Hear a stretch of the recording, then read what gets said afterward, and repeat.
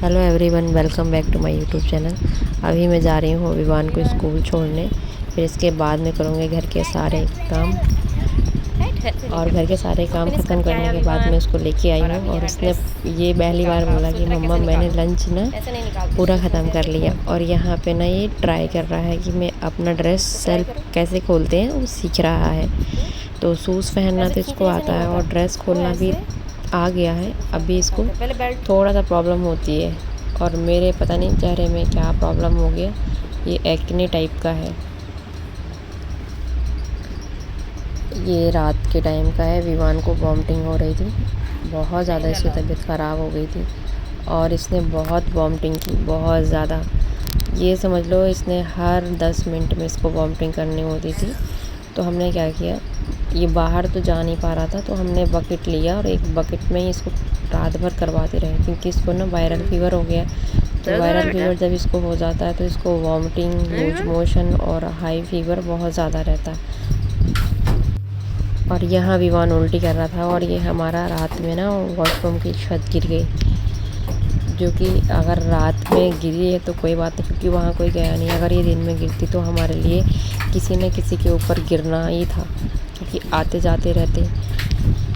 अच्छा हो गया कि ये रात में गिरी। और फिर हमने इसको सुबह उठते ही जहाँ जहाँ से ये निकल रहा था वहाँ से हमने छड़ से थोड़ा सा उसको ठीक किया, ताकि जो गिर रहा है वो वापस किसी के ऊपर ना गिरे। जिधर जिधर से हमको लग रहा था कि हाँ ये गिर जाएगा, हमने वहाँ से हर जगह से निकालने की कोशिश की। और ये अभी ज़्यादा दिन नहीं हुए इसको ठीक कराए हुए, अभी सिर्फ 2 ही साल हुए हैं। हमने इसको ठीक कराया था जब हमने क्वार्टर लिया था, और इसके पहले तो इसकी बहुत ख़राब कंडीशन थी। उसका वीडियो मैं आप लोगों को ज़रूर दिखाऊंगी कि मुझे क्वार्टर कैसा मिला था। और फिर हमने इसको धीरे धीरे करके किस तरीके से बनाया। अभी तो फ़िलहाल हम यहाँ इसको ठीक कर रहे हैं। विवान का भी बीमार है और इसको भी ठीक करना है, और हमको घर भी जाना है। जितना सारा वेस्ट निकला था हम लोगों ने सारा निकाल के बाहर फेंका है। और विवान को मतलब बहुत ज़्यादा फीवर है, तो वो अभी सोया हुआ है, क्योंकि उसको हमने सुबह 4 बजे मेडिसिन दिया है, तो वो अभी सो ही रहा है। अगर उसको अभी लगेगा कि हाँ फ़ीवर उसका कंट्रोल नहीं हो रहा है, तो उसको हम हॉस्पिटल लेके जाएंगे, क्योंकि इसको जब भी वायरल फ़ीवर होता है तो इसको आउट ऑफ कंट्रोल रहता है, फ़ीवर 103 जाता है। यहाँ पे मैं अपने हस्बैंड की हेल्प कर रही हूँ, क्योंकि उनको वेट नहीं उठाना है, कोई वज़न नहीं उठाना है ज़्यादातर। फिर भी मैं कुछ ना कुछ उनका हेल्प करती रहती हूँ। यहाँ पे मैं सारा वेस्ट है वो बाहर निकाल के फेंक दूँगी।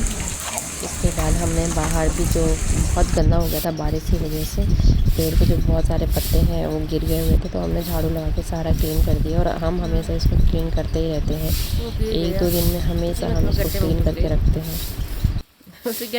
जब अचानक बारिश आ जाती है तो सारे कपड़े ऐसे लगता है भीगे भीगे, भाग भाग के हम लोगों ने निकाले।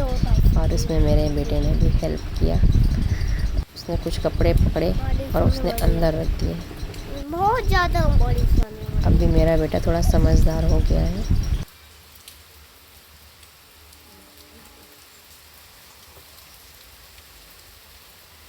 मम्मा आपके हेयर करें क्या? आप मेरे को हेयर चाहिए आपको मेरे। अरे ऐसे उठा। Hello guys, how are you? Hello guys, how are you? I am fine. आप बोलो। इसकी थोड़ा तबीयत ठीक लग रही थी, हमने इसको दवाई दिया था। सुबह उठ के इसको ब्रेकफास्ट कराया, और इसको देख के कोई कहेगा इसको फ़ीवर है, कोई भी नहीं कहता इसको फ़ीवर है। फिर मैंने इसको बोला चलो थोड़ा सा होमवर्क करो।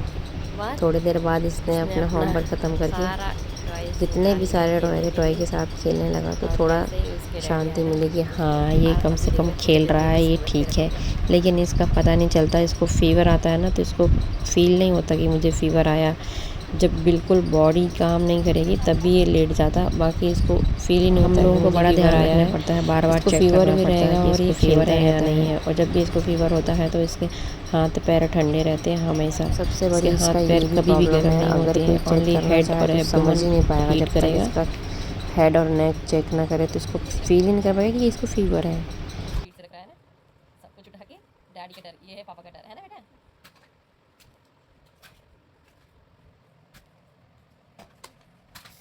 ये है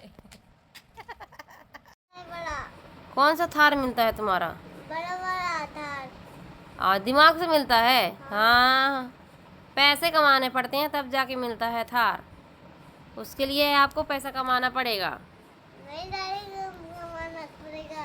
डैडी क्यों कमाएंगे, आप भी कमाओ। क्यों? मैं तो बड़ा नहीं हूँ, मैं तो छोटा हूँ। छोटे हो तो क्या हुआ, छोटे भी पैसे कमाते हैं, छोटे भी काम करते हैं, छोटे कैसे काम करूँ? पढ़ाई करते हैं। तभी सूरज बनेगा। हम्म?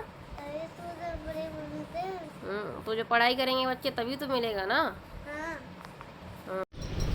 ये देखो लिली के फूल फूल चुके हैं, बरसात में थोड़ा सा ख़राब हो गए पानी की वजह से, और यहाँ पे बारिश बहुत ज़्यादा हो रही है। बारिश बहुत तेज़ हो रही है। और मैं यहाँ फिर से नेक्स्ट डे आती हूँ ब्रेकफास्ट बनाने के लिए। तो यहाँ पे मैं बना रही हूँ विवान के लिए पनीर पराठा। उसकी तबीयत थोड़ा ठीक है तो मैं उसको फिर से भी आज स्कूल भेजूँगी, उसको दवाई दे रखा है तो ठीक है। और मैम ने बोला है अगर आपको प्रॉब्लम है, आपका बच्चा टायर्ड हो रहा है तो उसको मत भेजिए, वो यहाँ भी परेशान होगा। मैंने कहा हम लोगों ने दवाई दे रखा है और अभी थोड़ा ठीक है, तो बोल रहे हैं ठीक है कोई बात नहीं। फिर मैंने उसका जल्दी जल्दी से लंच बॉक्स रेडी किया और उसको भी रेडी किया और इसको मैंने स्कूल भेजा।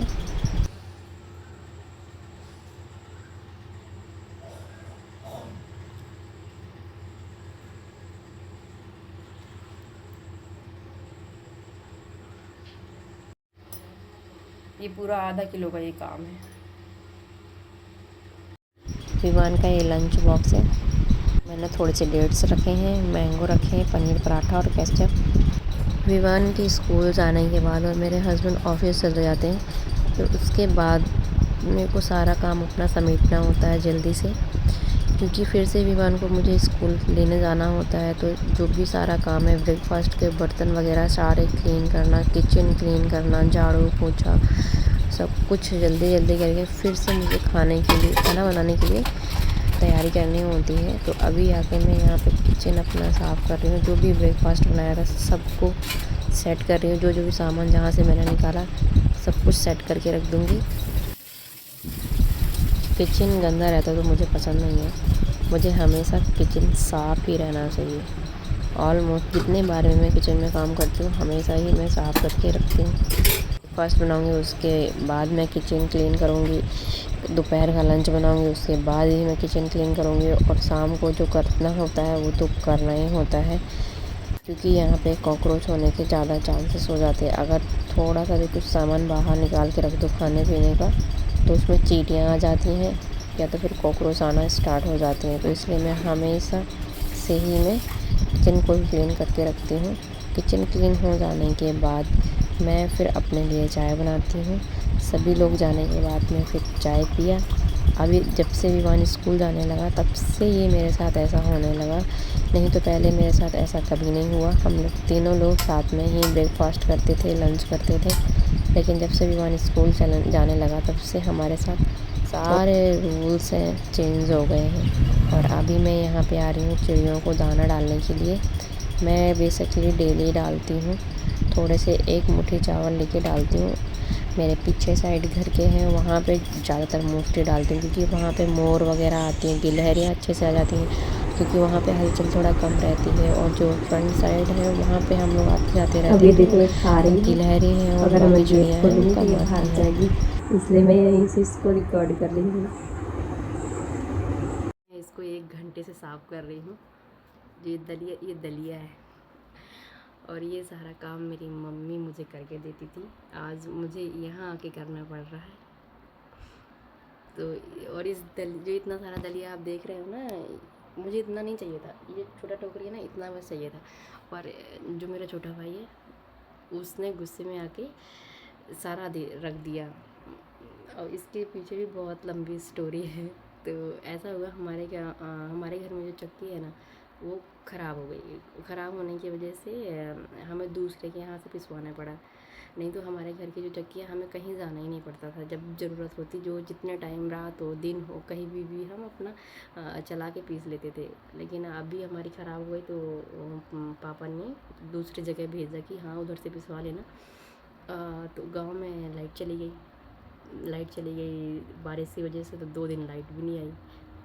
आती जाती आ भी रही तो मतलब जितना वोल्टेज होना चाहिए उतना नहीं हो रहा। तो उसी की वजह से और मैं सिर्फ 2 दिन के लिए गई थी, मैंने बताया ना आपको, सिर्फ 2 दिन के लिए गई थी। तो और मुझे अर्जेंट में आना था। और फिर मैंने अपनी मम्मी को बोला कि मुझे दलिया चाहिए। मम्मी बोल रही क्यों? तो मैंने कहा कि बीवानी के पापा को ना शुगर हो गया, तो उनको सब कुछ खाने से मना किया। ज़्यादातर मोस्टली बोला है दलिया वगैरह ऐसे ही खाना है। मम्मी बोल रही घर में दलिया रखा तो ले जाओ इसको। तो पिसवाने के लिए भेज दिया। और मुझे सुबह आना था लेकिन रात में रख दिया था पीसने के लिए, लाइट की वजह से वो पिसा नहीं। तो जैसे ही सुबह मेरी 10 साढ़े 10 बजे मेरी ट्रेन रहती है और लाइट आई है 10 बजे, हाँ 10 बजे के समथिंग लाइट आई। तो मेरा भाई, मम्मी ने सबने बोला तू अभी तक पिसवा के नहीं ले आया।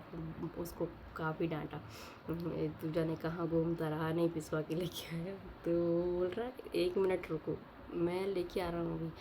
तो मैंने कहा मम्मी बोल रही हाँ तू जाके एक बार देख के आ जा। तो वो देखने गया और मेरे पापा ड्यूटी जा रहे थे और ट्रेन आ चुकी थी स्टेशन पे।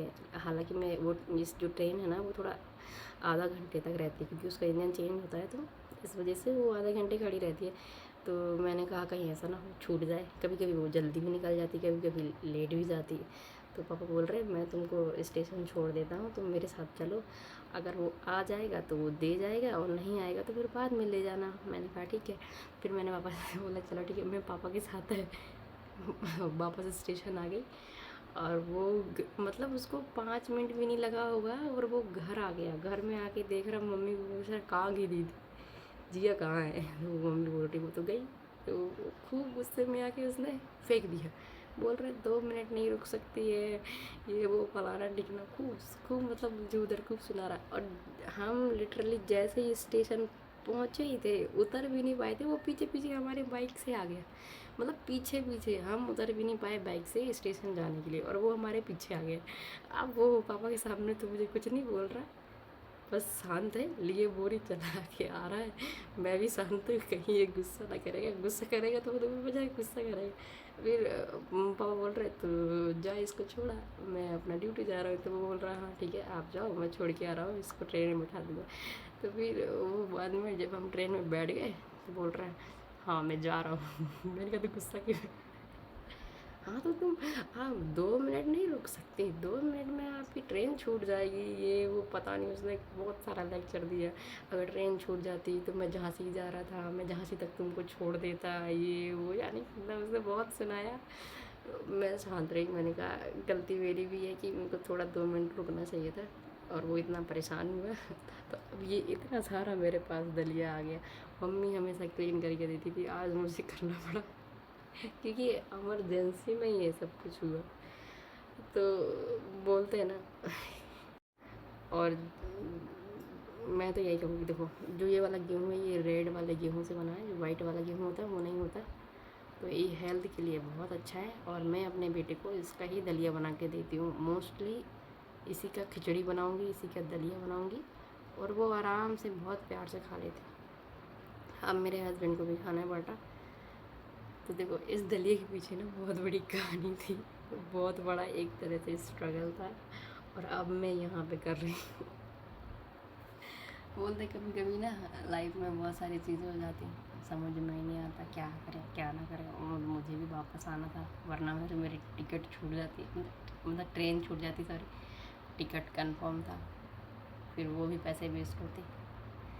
लेकिन जो उसने घर में सुनाया सबको, फिर आगे मुझे सुना रहा है मुझसे छोटा, लेकिन हाँ वो बोलता रहता है, मतलब ऐसे मजाक में भी बोलता रहता है। अगर उसको कुछ बात होती है तो वो बोल देता है और हम लोग भी सुनते हैं क्योंकि कोई बात नहीं, बड़ा भाई नहीं है तो क्या हुआ, है तो नाम तो है, भाई है, छोटे हैं तो क्या हुआ। लेकिन फर्ज तो सारे निभा रहे हैं ना, कुछ चाहिए होता है उनको बोल दो फटाक से लेके आ जाते। कहीं भी जाना होता तो फ़ोन करके बोल दो हाँ ऐसी जगह जाना है, तो वो तुरंत खड़े तो रहते, तो थोड़ा उनका भी हम सुनते हैं। तो भाई बहन में सब कुछ चलता है, मैं घर में सबसे बड़ी हूँ, लेकिन जब मैं उसको सुनाती हूँ तो वो भी शांत रहता है, ऐसा नहीं कि वो भी नहीं शांत रहता, वो भी सुनता है।